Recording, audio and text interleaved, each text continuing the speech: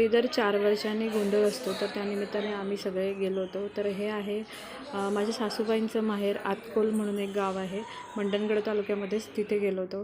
तर त्यांच्या घरी आम्ही एक दिवस राहिलो आणि दुसऱ्या दिवशी सकाळी आम्ही जे आमचे पालवणी गाव आहे तिकडे याच्यासाठी गोंधळाचा जो कार्यक्रम आहे त्यासाठी निघालो. तर हे आहे आमच्या ज्या मामी आहेत त्यांचं घर आहे आतकोलला.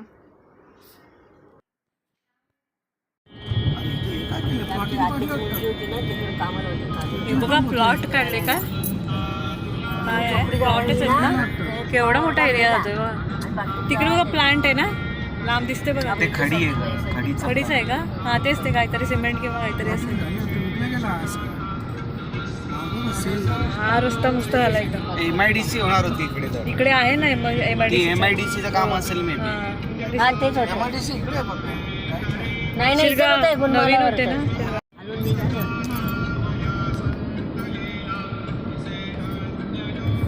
स्माइल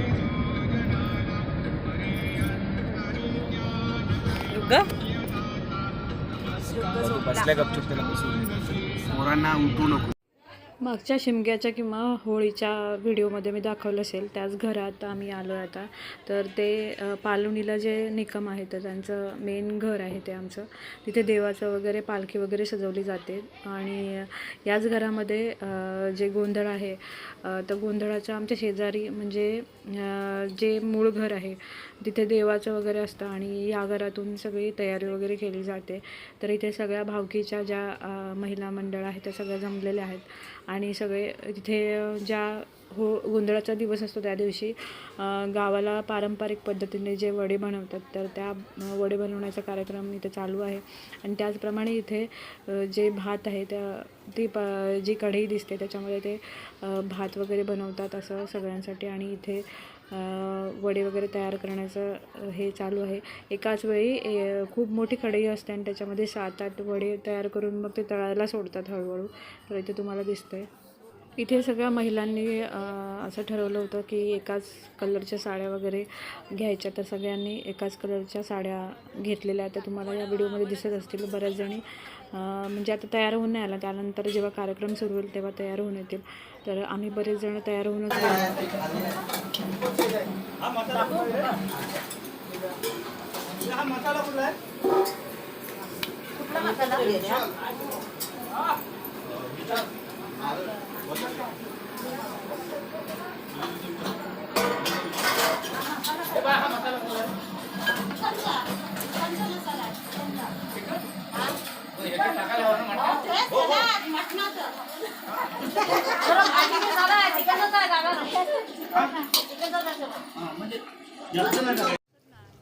गोंधळाच्या दिवशी जे भावकीचे देव असतात त्या दिवशी ते देवांची पूजा वगैरे केली जाते.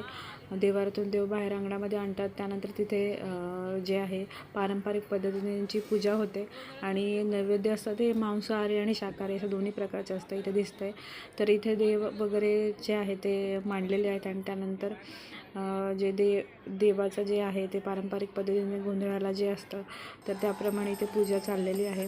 दिवटी वगैरे नाचवण्याचं हे पण असतं इथे. तर हे बघताय तर हातामध्ये जे एक वात दिलेली असते ती वात पेटवून मग जे देवाचं आपलं आहे त्या भोवती सगळेजण फिरत असतात.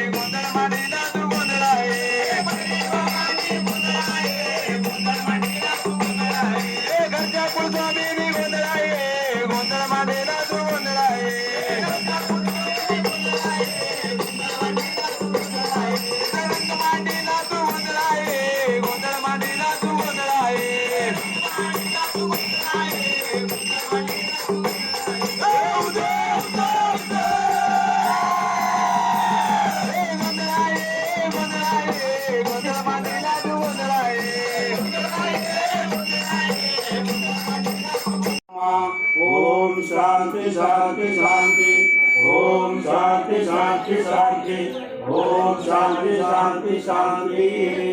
आई भैरवानी माते की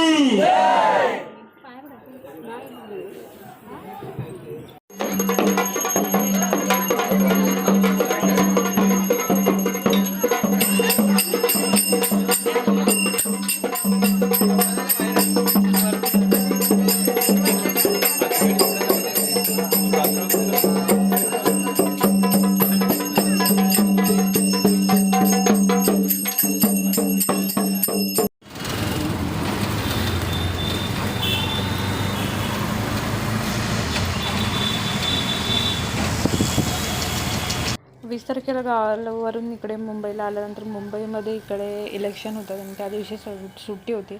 सकाळी मतदान करून झाल्यानंतर मग दुपारनंतर सोमवार होता म्हणून आम्ही जवळच असलेल्या अंबरनाथच्या शिवमंदिरात जायचं ठरवलं. तर आमच्या इथून 20 ते 25 मिनटाच्या अंतरावरती आहे. म्हणजे जर ऑटोने ओला ऑटोने वगैरे बुक केलं तर आम्ही त्या दिवशी निघालो.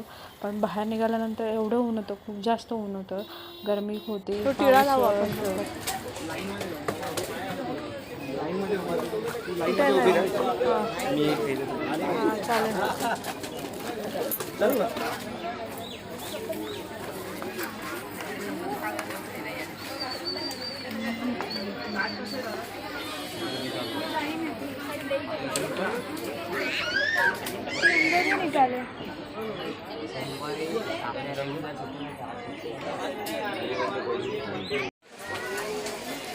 मेन म्हणजे शेड वगैरे केलेले त्यामुळे छान वाटतं. पुढे गेल्यावर ती हवे याच्यामुळे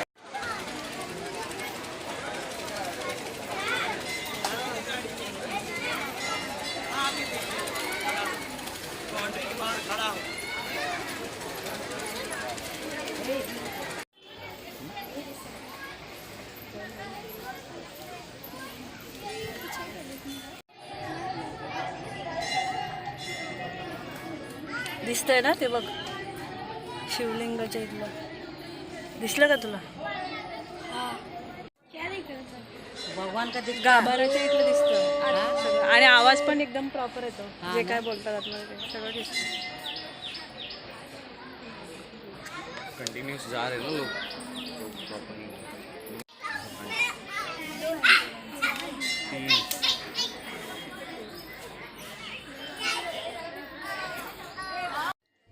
तर हे शिवमंदिराचा आजूबाजूचा परिसर आहे. असं म्हणतात की हे शिवमंदिर पूर्ण एका अख्ख्या दगडामध्ये बांधकाम केलेलं आहे. तर इथले बघताय तर इथे जे आहे ते शिल्पाकृती वगैरे त्या जशाच्या तशा आहेत. काही साईडला थोडंसं जिथे बांधकाम हे झालं तिथे दुरुस्तीचं काम चालू आहे.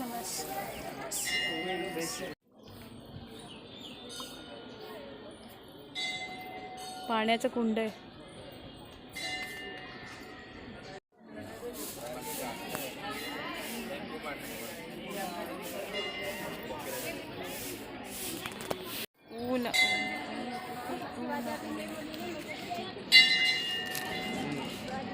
हवा तरी सुटली पाहिजे. हवा जरा बरं वाटतं.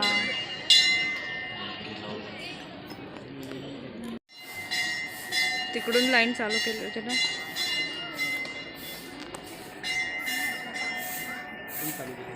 त्या साईडने नाही चालू. ओम नमः शिवाय.